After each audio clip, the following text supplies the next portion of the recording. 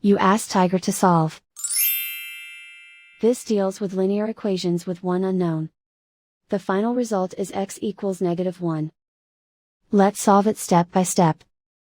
Simplify the expression. Expand the parentheses. Simplify the arithmetic.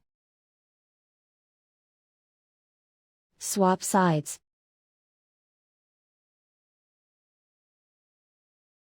Group all constants on the right side of the equation.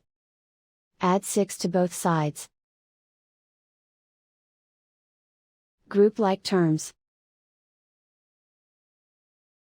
Simplify the arithmetic.